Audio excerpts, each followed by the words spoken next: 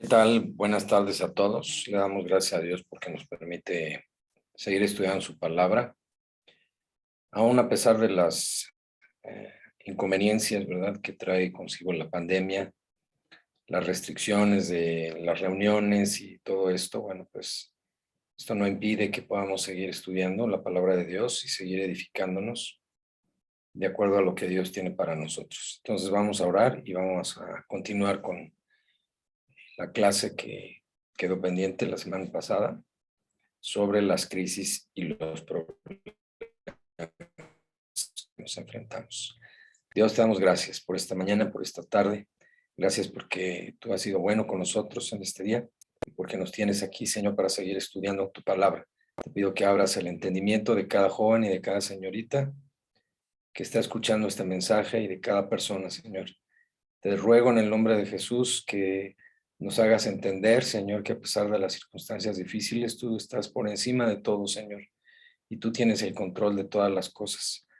Solamente enséñanos, Padre, a saber cómo actuar, a saber cómo pensar, a saber cómo manejar, Señor, las circunstancias que a nuestro alrededor, Señor, van surgiendo día con día.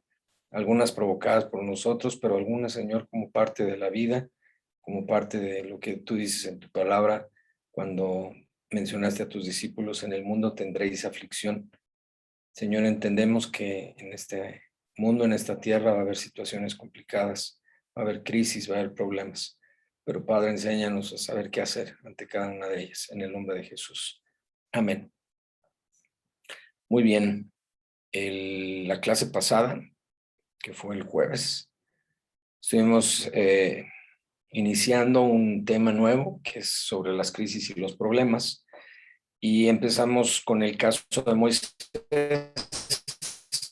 cuando se enfrentó, siendo el líder del pueblo, quien había dirigido la salida del pueblo de Israel de Egipto, se enfrentó a un ejército del faraón que venía furioso, ¿no?, detrás de ellos, y del otro lado el mar.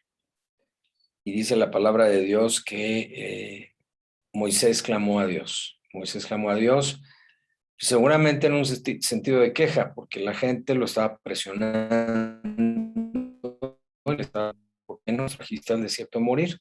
Si en Egipto estábamos muy bien.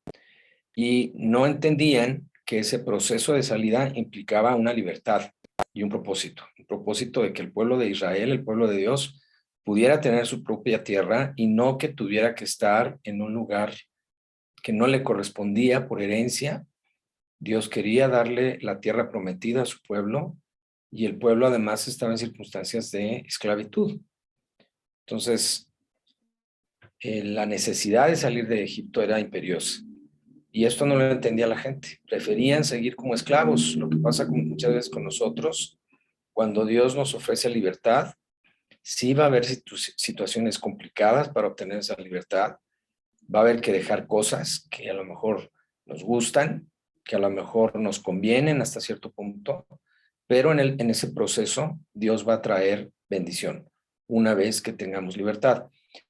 Y estaba molesta porque todas las implicaciones de esa libertad ahora los estaban poniendo en riesgo, estaban poniendo en riesgo sus vidas y se enojaron con Moisés y le dijeron, ¿por qué nos traes aquí a morir en el desierto? Entonces Moisés se voltea con Dios, un poco replicando la queja del pueblo, y Dios le contesta de una manera muy tajante, muy enfática, con mucha autoridad, desde luego, y le dice, ¿por qué clamas a mí? O sea, todo lo que yo te he enseñado, todo lo que has vivido conmigo desde que me presenté contigo en la zarza ardiente, no estás haciendo nada con esa información. No estás haciendo nada con esa formación. Y le dice, ¿por qué clamas a mí si sabes qué hacer? No, no le dice esa parte, pero está implícito en la pregunta. Y entonces le dice, di a los hijos de Israel que marchen. Y luego dice que o sea, la orden era, di a los hijos de Israel que marchen, y enseguida levanta tu vara, ¿no? O sea, toma tu vara en tu mano y levanta tu mano. Y entonces divide el mar. Y eso fue lo que hizo Moisés. Y aquí, como decíamos hace el jueves, como comentábamos, la orden no fue, toma la vara, levanta tu mano, luego que hayas abierto el mar, di a los hijos de Israel que marchen. Fue al revés. Y aquí implicaba un paso de fe para todo el mundo. Primero para Moisés. ¿Cómo le voy a decir a los hijos de Israel que marchen si está el mar? Perdón. ¿A dónde van a marchar? ¿A su muerte? ¿A su fin? Y el pueblo tenía que obedecer. Entonces, seguramente cuando Moisés le dijo al pueblo, marchen, seguramente el pueblo dijo, este está re loquito, ¿no? O sea, marchemos ¿a dónde? Entonces, implicaba un paso de fe de ambas partes, el pueblo y Moisés.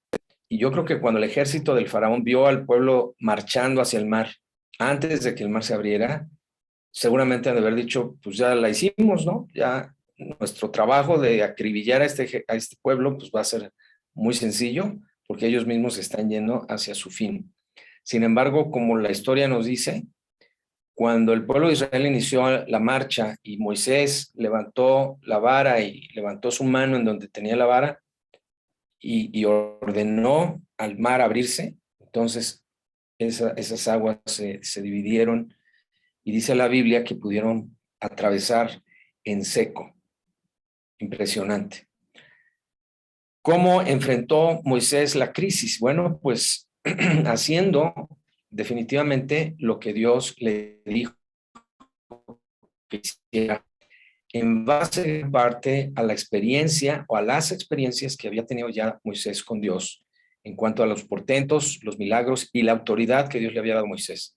Decíamos que la palabra que Moisés usó fue la única que se había dado hasta entonces, ¿no? Que fue la palabra que Dios le dio en la zarza, palabra de promesa, palabra de autoridad, palabra de tomar esa autoridad en su mano, que es la vara, es una representación simbólica de la autoridad, la vara, que Dios nos da, porque hasta ese momento no había escrita como tal una Biblia. La Biblia, de hecho, los primeros 5 capítulos que tenemos nosotros de la palabra de Dios fueron escritos por Moisés, seguramente tiempo después de que sucedieron todas estas cosas. Antes de eso no había como tal una Biblia, no había pergaminos, no había escritos, todo se generó posteriormente. Entonces, ¿qué fue lo que usó Moisés al enfrentar esta crisis, esta situación? Bueno, pues usó lo que Dios le había dado desde que se le apareció en la zarza. Palabras de Dios, experiencias, ¿no? Lo que vio Moisés en la zarza, vio cómo Dios sanó su mano cuando la metió en sus ropas, aquí en su pecho, y primero con una enfermedad, ¿no? Y luego la volvió a meter y salió sana. La serpiente, la vara que se convirtió en serpiente y cuando después la vuelve a tomar por la cola y se vuelve a convertir en vara. Todos los milagros que Dios permitió que se hiciesen a través de Moisés y de su vara frente al faraón, las plagas, todas estas experiencias sirvieron por Dios a Moisés para que Moisés pudiera creer y tomar autoridad. Y al final de la clase pasada escuchamos varios testimonios de varios de ustedes en donde vemos cómo Dios hizo o ha venido haciendo milagros, portentos en la vida de muchos de nosotros. Así es de que continuamos el día de hoy ahora con 1 de Samuel, capítulo 17. Es el ejemplo de David y Goliat. Y vamos a dar lectura a este pasaje para que veamos cómo el pueblo de Israel estaba en una verdadera crisis y particularmente cómo cuando David decide enfrentar al gigante Goliat, él entra en crisis, ¿no? Una crisis en donde su vida estuvo en riesgo, dada la trayectoria, ¿no? La este filisteo llamado Goliat, que era un gigante. En aquel entonces todavía vivían gigantes, personas muy grandes, y Goliat era uno de ellos.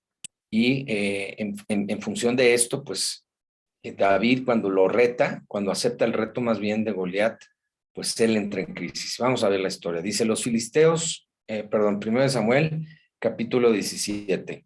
Los filisteos juntaron sus ejércitos para la guerra y se congregaron en Soco, que es de Judá, y acamparon entre Soco y Aseca en Efes Damim. También Saúl y los hombres de Israel se juntaron y acamparon en el valle de Ela y se pusieron en orden de batalla contra los filisteos, los dos ejércitos, uno frente al otro, en un valle llamado Ela, seguramente muy grande, en tierra de Judá, dice aquí. Y los filisteos estaban sobre un monte a un lado, e Israel estaba sobre otro monte al otro lado, y el valle entre ellos. Salió entonces del campamento de los filisteos un paladín, un soldado, un guerrero, el cual se llamaba Goliat de Gat, y tenía altura 6 codos y un palmo, y traía un casco de bronce en su cabeza y llevaba una cota de malla, y era el peso de la cota 5,000. Sobre sus piernas traía grebas de bronce y jabalina de bronce entre sus hombros. La asta de su lanza era como un rodillo de telar y hierro de su lanza 600 ciclos de hierro, e iba su escudero delante de él. Y se paró y dio voces a los escuadrones de Israel diciéndoles: ¿para qué os habéis puesto en orden de batalla? ¿No soy yo el filisteo y vosotros los siervos de Saúl? Escoged de entre vosotros un hombre que venga contra mí. Si él pudiere pelear conmigo y me venciere, nosotros seremos vuestros. Y si más que él y lo venciere, vosotros y nos serviréis. Y añadió el filisteo: hoy yo he desafiado al campamento de Israel. Dadme un hombre que pelee conmigo. Oyendo Saúl y todo Israel estas palabras del filisteo, se turbaron y tuvieron gran miedo. Entonces aquí vemos hasta el versículo 11 cómo estos dos ejércitos se enfrentan, todavía no en batalla, pero sí uno contra otro, como esperando que uno de los dos hiciera el primer movimiento. Y sorpresivamente para el pueblo de Israel, el primer movimiento lo hace este soldado, este gigante llamado Goliat, de la tierra de Gat, dice, y reta al pueblo a un soldado, o sea, 1 a 1, para que el que gane, el que ganara, pues se convirtiera en amo y señor del otro ejército, del otro pueblo. Dice: vosotros seréis nuestros siervos y nos serviréis. ¿Qué cosa, no? Y entonces estos hebreos, este ejército de Saúl, pues le empiezan a temblar las piernitas, dice, se turbaron y tuvieron miedo. Hagan ustedes el favor. Qué cosa que un ejército completo, en vez de tomar la iniciativa de decir, bueno, ¿y este qué? Vamos a pelear contra ellos, pues le toman la palabra y nadie quería ir a pelear contra este hombre. Muy bien hubieran podido organizarse como ejército e ir en batalla contra el ejército de los filisteos. Sin embargo, le tomaron la palabra a este hombre y en vez de actuar con sabiduría, con inteligencia, se quedan pasmados porque nadie quería ir a pelear con él. Allí quien falló gravemente fue el rey Saúl. No tenían por qué tomarle la palabra a un soldado. Simplemente se hubieran organizado como ejército y hubieran ido contra este ejército. Sin embargo, seguramente Saúl tenía miedo también de este filisteo Goliat, sino de todo el ejército de los filisteos. Entonces, en escena el pequeño David, un pastor de ovejas. Vamos a ver aquí la descripción que nos da la palabra de Dios en el versículo 12. Dice así: David era hijo de aquel hombre efrateo de Belén de Judá, cuyo nombre era Isaí, el cual tenía 8 hijos. Y en el tiempo de Saúl, este hombre era viejo. Está hablando no de David, sino de su papá, Isaí, y de gran edad entre los hombres. Y los 3 hijos mayores de Isaí, ¿de cuántos? De 8 dijimos, ¿verdad? Habían ido para seguir a Saúl a la guerra. Y los nombres de sus 3 hijos que habían ido a la guerra eran Eliab, el primogénito, el segundo Abinadab y el tercero Sama. Y David era ¿el qué? el menor de los 4 o de los 3, sino de los 8. David era el menor, y siguieron pues los 3 mayores a Saúl, o sea, eran parte de este ejército que estaba en crisis. Pero David había ido y vuelto dejando a Saúl para apacentar las ovejas de su padre en Belén. No había quedado allí en el valle de Ela, sino dice aquí que regresó con su papá, ¿verdad? Y luego dice, versículo 16, venía pues aquel filisteo por la mañana y por la tarde. ¿Durante cuántos días?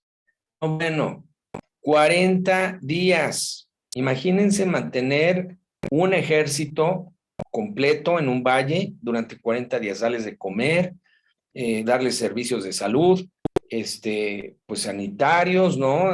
Los baños, etcétera. O sea, imagínense 40 días todo un ejército allí postrado, temeroso, sin saber qué hacer. Y del otro lado, el ejército de los filisteos, pues muy envalentonado seguramente, a la cabeza, teniendo a este hombre Goliat, atormentando, infundiendo miedo todos los días, dice aquí, 2 veces al día, por la mañana y por la tarde, amedrentando al pueblo de Israel, amenazándolos, ¿no? Retándolos.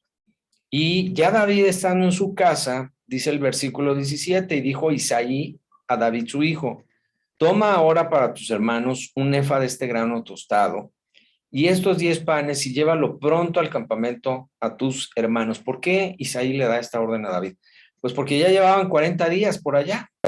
Seguramente, como decía yo, estaba complicándose el mantenimiento del ejército, la alimentación del ejército ya durante tantos días, y el papá, que era un hombre de edad, un hombre sabio, le dice a su hijo David, de esta comida seguramente tus hermanos van a tener hambre o van a estar pasando hambre. Y entonces dice el versículo 18, y que también le llevará, dice, estos 10 quesos de leche los llevarás al jefe de los 1000, o sea, al capitán de los hermanos, y mira si tus hermanos están buenos y toma prenda de ellos. Pues el papá, con miedo seguramente de que los hermanos no estuvieran bien, en aquel entonces pues no había celulares, ¿no? Ni internet, ni WhatsApp, ni Messenger, ni nada, ¿no? No había forma en que los hermanos pudieran avisarle a la familia que estaban bien o que estaban heridos. No sabían, ¿no? No sabían seguramente de este reto de Goliat hacia el pueblo, hacia los judíos, los hebreos, perdón, y el papá estaba preocupado, ya tantos días en campaña y no regresaban. Entonces dice el versículo 19, y Saúl y ellos y todos los de Israel estaban en el valle de Ela peleando contra los filisteos. O sea, estaban en una batalla posible. Sin embargo, no se había levantado la espada aún, porque este hombre, Goliat, había dado este reto y aún ningún soldado del ejército había aceptado el reto, y entonces todo estaba en stand-by. Versículo 20, se levantó pues David de mañana y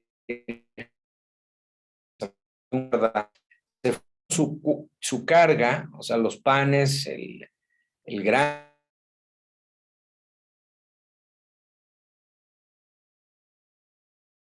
y se fue con su carga como Isaí le había mandado. Y llegó al campamento cuando el ejército salía en orden de batalla y daba el grito de combate.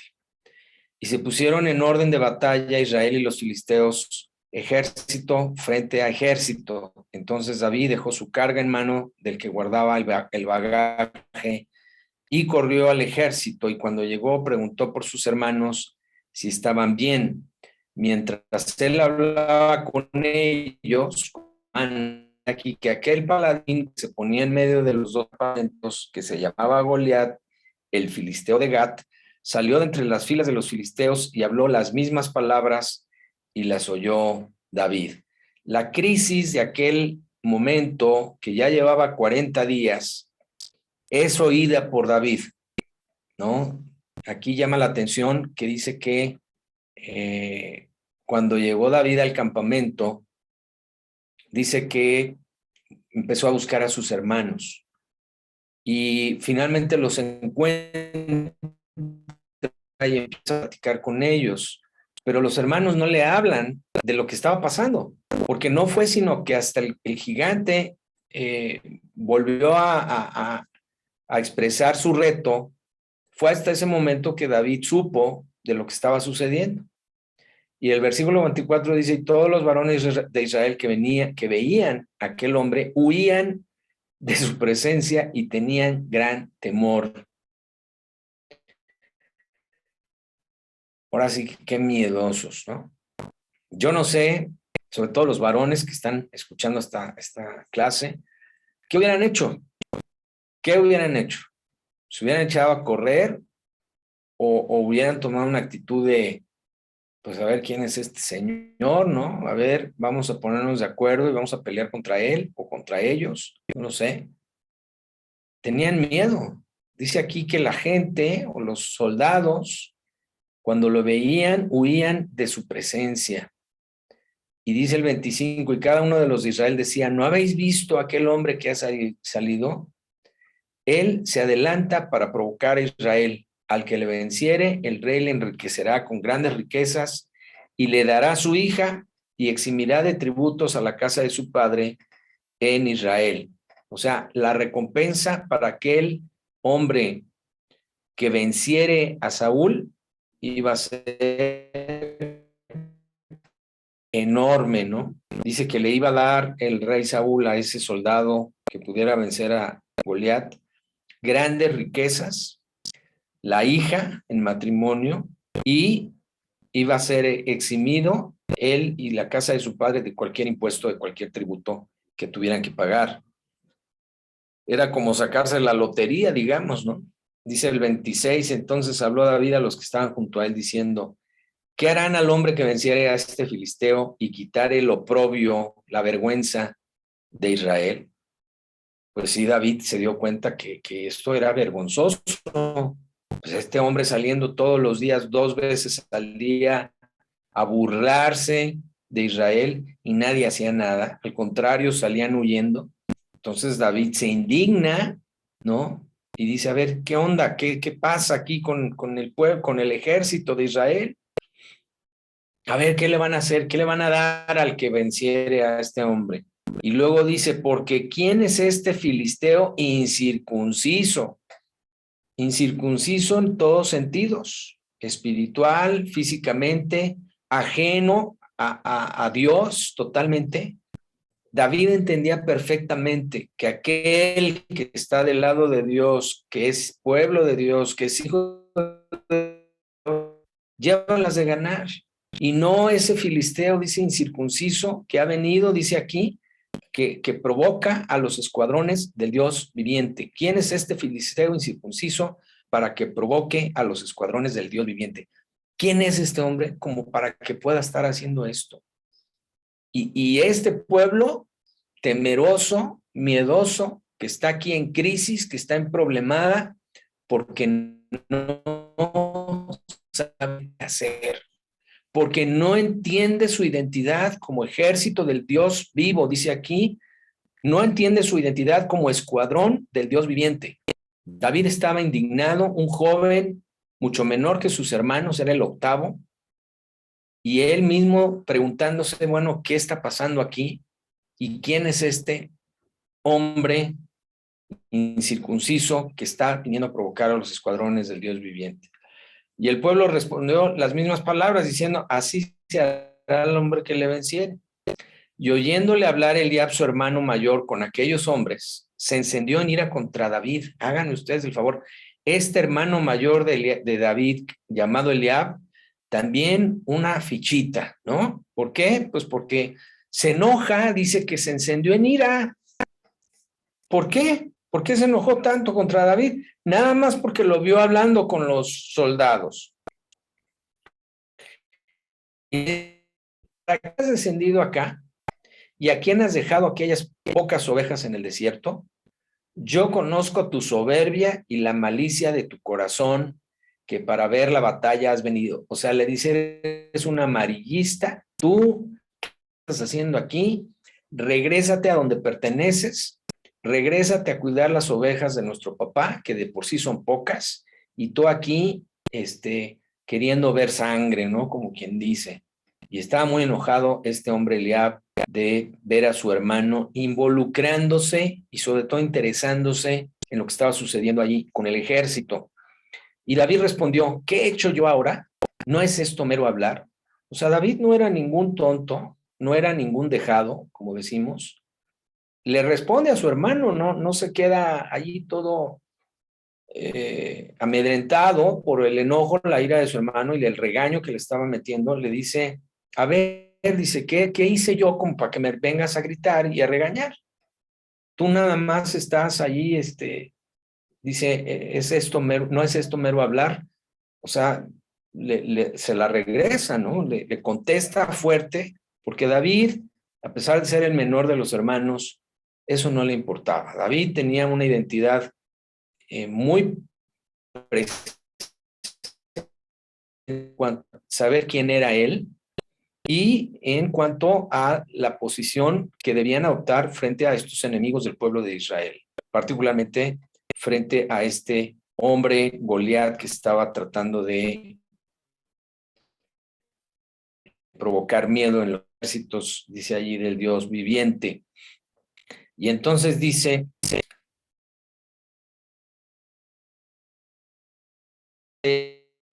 preguntó de igual manera, o sea, no nada más se quedó con la información de unos cuantos, y le dio al pueblo la misma respuesta de antes.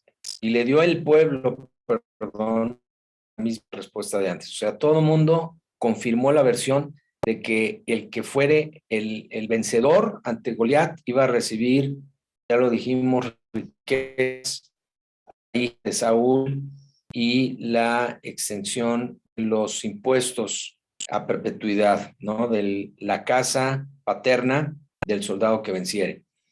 Y entonces fueron oídas, dice, versículo 31, las David había dicho esto, que qué le pasaba a este soldado, ¿no? Que era un incircunciso y que cómo osaba enfrentarse y amenazar al ejército del Dios viviente. Y entonces estas palabras fueron oídas por Saúl, dice, las refirieron delante de Saúl y él lo hizo venir. Y dijo David a Saúl, no desmaye el corazón de ninguno a causa de él, tu siervo irá y peleará contra este filisteo. Dijo Saúl a David, no podrás tú ir contra aquel filisteo para pelear con él, porque tú eres muchacho, eres un adolescente, y él un hombre de guerra desde su juventud. David respondió a Saúl, tu siervo era pastor de las ovejas de su padre, y cuando venía un león o un oso y tomaba algún cordero de la manada, y lo libraba de su boca, y si se levantaba contra mí, yo le echaba mano de la quijada y lo hería y lo mataba. O sea, David no era ningún blandengue, muchachito, era todo un valiente.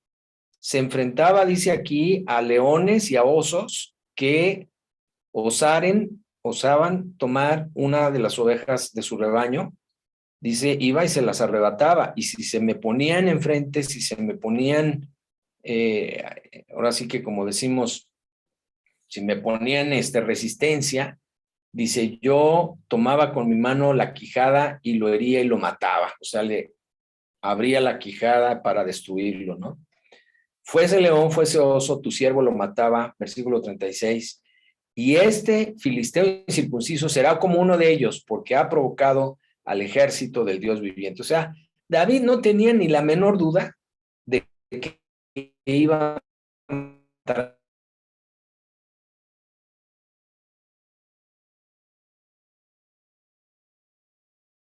que se va a aventar a pelear contra el filisteo. Y nosotros aquí, de mirones, pues yo no sé cuál sería el ambiente en ese momento allí de los que estaban a Saúl y a David. Y luego dice, versículo 37, añadió yo a David, Jehová me ha librado de las garras del león y de las garras del oso, él también me librará de la mano de este filisteo. Y dijo Saúl a David, ve y Jehová esté contigo. Acuérdense de la implicación de aceptar el reto. No era ahora viene el siguiente y ahora otros 40 días. No, era, si yo venzo, decía Goliat, al que acepta el reto, entonces el pueblo, el ejército va a ser nuestro siervo. Entonces Saúl estaba hasta cierto punto, pues ya poniendo sus últimas esperanzas después de 40 días en David. Lo vio tan seguro de sí mismo que lo apoyó y le dijo, vas, Jehová esté contigo. Y Saúl vistió a David con sus ropas y puso sobre su cabeza un casco de bronce y le armó de coraza. Y ciñó David su espalda sobre sus vestidos y probó a andar, o sea, trató de caminar, porque nunca había hecho la prueba, nunca se había puesto un uniforme de militar, ¿verdad? Que era muy pesado. Y dijo David a Saúl, yo no puedo caminar con esto porque nunca lo practiqué. Y David echó de sí aquellas cosas. Entonces, ¿era fuerte o no David?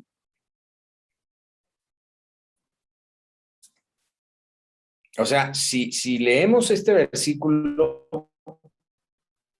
y le damos sentido, no era tan fuerte físicamente hablando como para poder caminar con toda una armadura sobre él. Entonces, ¿era fuerte o no? ¿Cómo iba a poder derrotar a un ejército? O más bien a Goliat, al gigante este, ¿no? Al hombre de guerra desde su juventud, como lo refirió Saúl.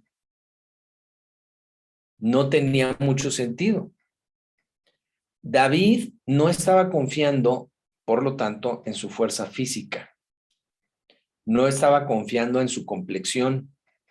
No estaba confiando en su edad, que era poca. ¿En qué estaba confiando David? En las veces, como veíamos en el caso de Moisés, que Dios le había dado en su necesidad de proteger al rebaño, él estaba confiando en ese Dios que ya lo había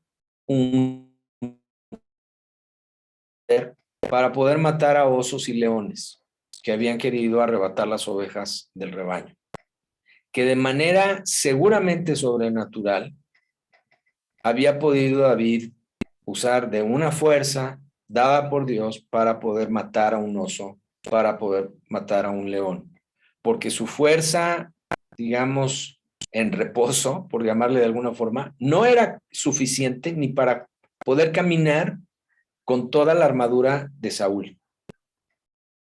Versículo 40. Y tomó su callado en su mano, su vara, y escogió 5 piedras lisas del arroyo, y las puso en el saco pastoril, en el zurrón que traía, y tomó su honda en su mano, y se fue hacia el filisteo. Esa era su armadura. 5 piedras del arroyo, su honda, dice, tomó su honda en su mano, y listo. Con eso fue a enfrentar al filisteo. Y el filisteo, dice aquí, venía andando y acercándose a David y su escudero delante de él. Y cuando el filisteo miró y vio a David, le tuvo en poco, porque era muchacho y rubio y de hermoso parecer. Era un jovencito, un adolescente, pues muy finito, diríamos, ¿no? Como lo describe aquí el filisteo, y dijo el filisteo a David, soy yo perro para que vengas a mí con palos, porque vio el callado en su mano, ¿no? Y maldijo a David por sus dioses. O sea, lo quiso acabar desde antes de pelear con él, insultándolo, tratándolo de avergonzar. Y entonces David le contesta, perdón, antes de eso, el filisteo le dice, ven a mí y daré tu carne a las aves del cielo y a las bestias del campo. O sea, te voy a despedazar, te voy a matar. Y entonces en el 45 David habla con el filisteo. Esta es la forma en cómo David enfrenta su propia crisis. Se da cuenta de la crisis en la que estaba el pueblo de Israel, una crisis muy fuerte, porque estaban a punto de convertirse en siervos de los filisteos. A un paso. ¿Quién iba a poder vencer a este hombre? Nadie quería hacerlo, nadie quería enfrentarse y todos estaban muertos de miedo. Dice que huían. 40 días en este estado, ya era inminente que cualquiera que se aventara a pelear contra Goliat iba a ser vencido.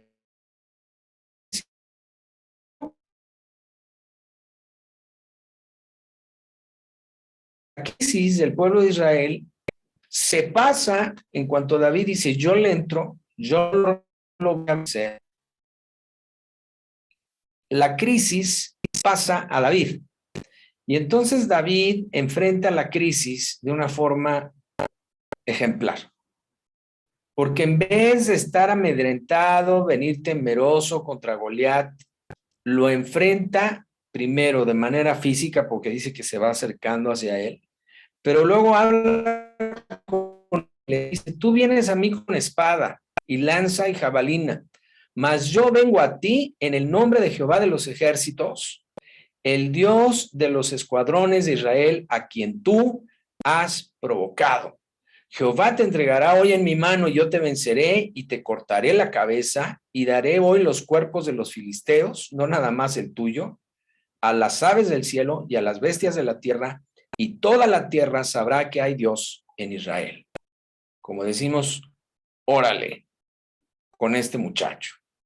El menor de 8 hermanos, que no estaba todavía listo para ir a la guerra, escucha esta crisis donde un hombre estaba retando al ejército de su Dios y dice, esto no puede ser. Y toma cartas en el asunto él mismo, sin importarle éxito, allí temeroso, paralizado, a punto de convertirse en siervo de los filisteos, no le importa eso, y dice, yo lo voy a hacer, y viene y habla con el filisteo después de que este cuate se burla de él y lo maldice, y etcétera. David le dice, a ver, dice, tú vienes a mí con toda tu armadura, con todas tus herramientas, pero yo vengo a ti, no traigo armadura, vengo a ti en el nombre de Jehová de los ejércitos, el Dios de los escuadrones de Israel. ¿Qué identidad tenía David en Dios? Es maravilloso. ¿Cómo también, o sea, poderó para poder hablar de manera? Alguien que no sabe quién es y alguien que no sabe con qué cuenta y quién lo respalda no hace esto. David estaba 100% seguro en que Dios era real, en que Dios era su Dios y en que Dios iba a estar con él. Como ya había estado cuando enfrentó a los osos y a los leones y los había podido vencer. Experiencias previas de su relación con Dios y de ver cómo el poder de Dios se había manifestado en carne propia en su vida, le dieron la confianza para poder enfrentar al filisteo. Porque esa fue la tesis de David ante Saúl. ¿Cómo lo convenció de que lo dejara ir contra el gigante? Platicándole, refiriéndole cómo ya había podido vencer a estos animales salvajes cuando debía ir por una oveja. Y luego le dice David al filisteo en el 47, y sabrá toda esta congregación que Jehová no salva con espada y con lanza, porque de Jehová es la batalla, y él, no yo, no mi onda, ni mis piedras, él los entregará en nuestras manos. Palabra de autoridad otra vez, como en el caso de Moisés. Palabra de autoridad sabiendo quién es Dios. Todos los salmos que están escritos en la palabra de Dios, que fueron escritos por David, porque no todos fueron escritos por David, pero sí la mayoría, reflejan un David que conocía y sobre todo que amaba profundamente a Dios y que lo conocía. Le dice, lo refiere como Jehová de los ejércitos, Jehová, el Dios viviente. No, bueno, David tenía un entendimiento perfecto de quién era Dios. De Jehová es la batalla, dice, y él os entregará en nuestras manos.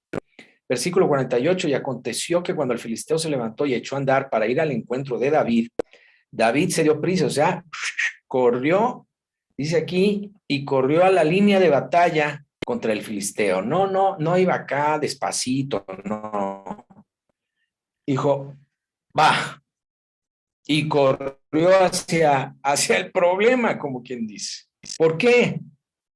¿Por qué no se echó para atrás? ¿Por qué no le dio miedo? ¿Por qué no lo esperó? Porque sabía quién estaba con él. Sabía que Dios estaba con él y que le iba a dar la victoria, como ya se le había dado anteriormente contra los osos y los leones. Y dice aquí el 49, metiendo a David en su mano en la bolsa, tomó de allí una piedra, y la tiró con la honda, dice, e hirió al filisteo, ¿en dónde? En la frente. Y la piedra que fue lanzada con tal fuerza, muchachos, muchachas, la piedra quedó clavada en la frente y cayó sobre su rostro, paz, ¿no? En tierra. Bueno, aquí todavía no dice si cayó muerto o cómo cayó, pero dice que cayó. Dice que la piedra quedó clavada en la frente como un misil, no sé, un proyectil. Y dice el versículo 50, así venció David al filisteo con honda y piedra, e hirió al filisteo, y ahora sí dice, y lo mató. Esa herida, hecha con la piedra de la honda de David, dice, no solamente el hirió, sino que lo mató. Sin tener David espada en su mano. ¿Con qué hirió David al filisteo? Con una honda y una piedra. Entonces, versículo 51, corrió David y se puso sobre el filisteo, y tomando la espada de él, la espada del filisteo, y sacándola de su vaina, lo acabó de matar y le cortó con ella la cabeza.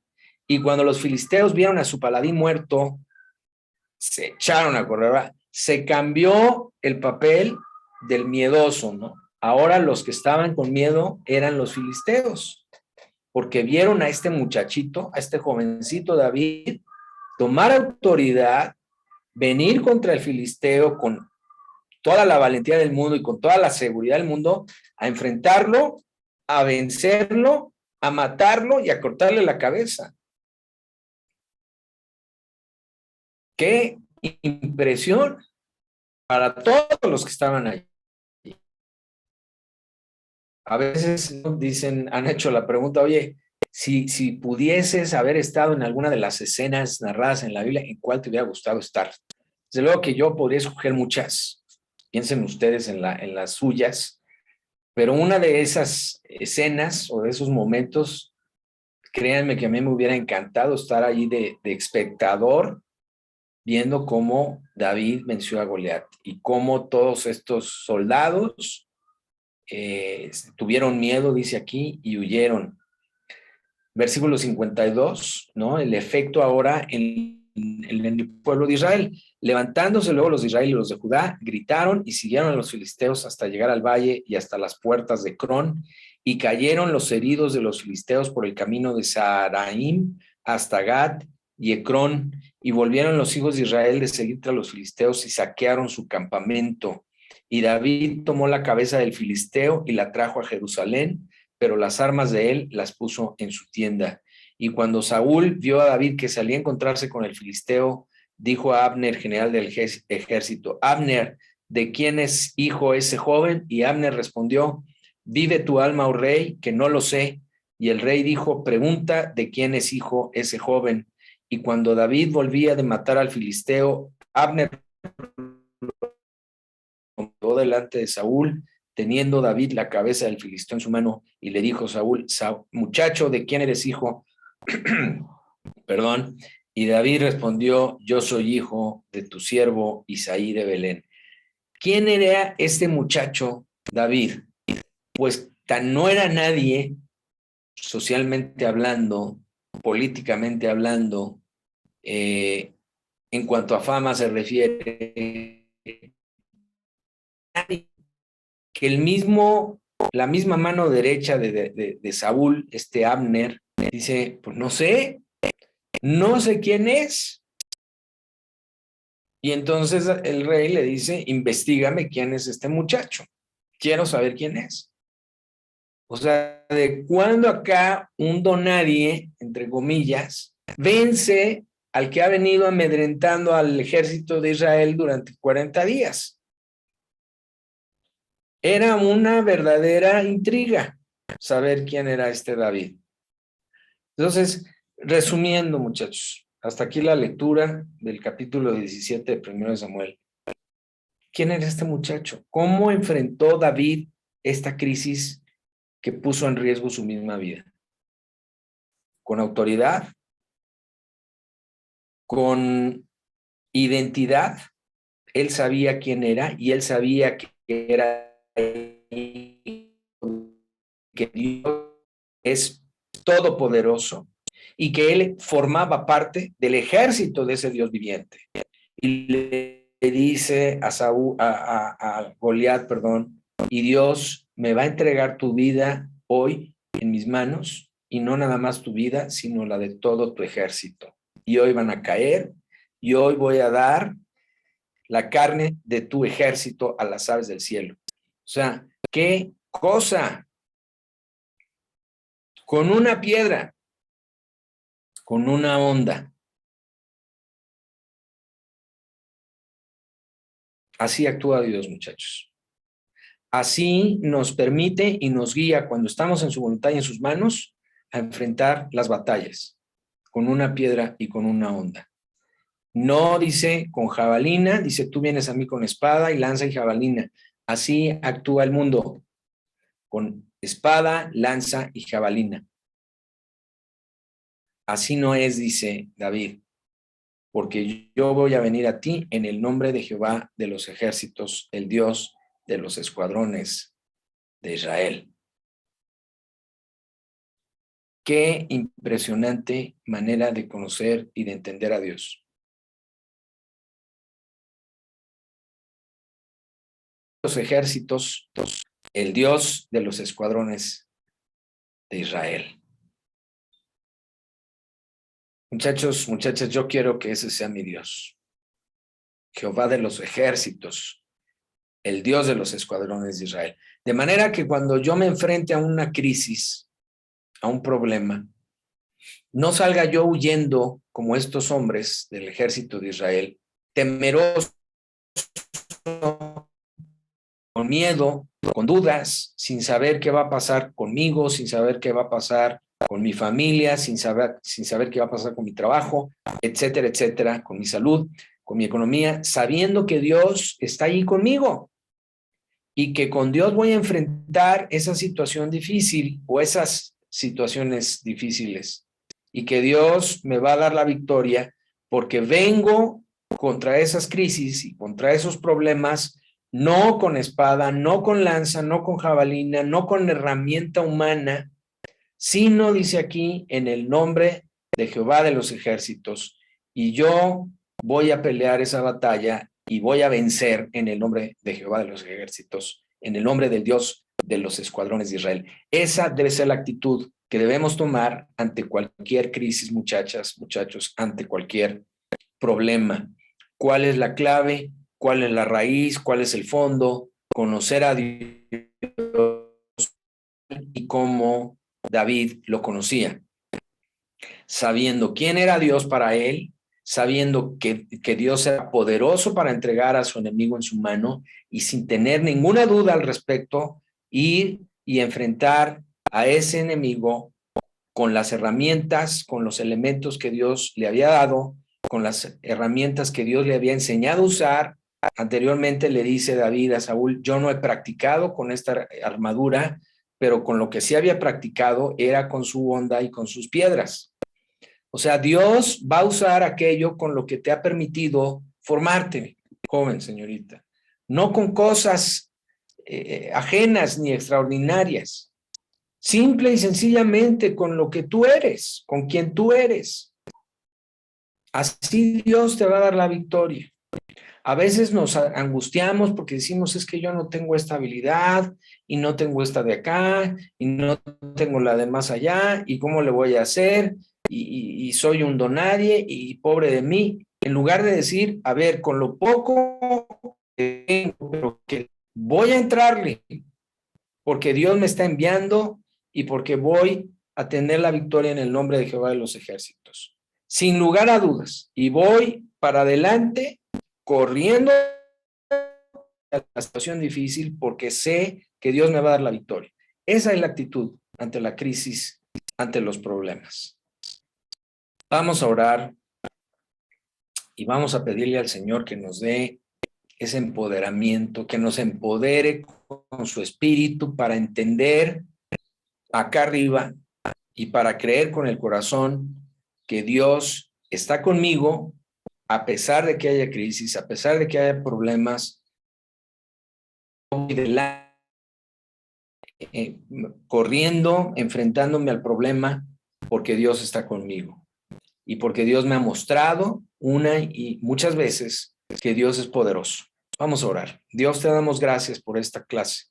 Gracias porque nos has permitido entender, Señor, a través de este 1 Samuel 17, poderosos ejércitos, el Dios de los escuadrones de Israel. Así eres. Ese eres tú, Señor. Poderoso en batalla, dice.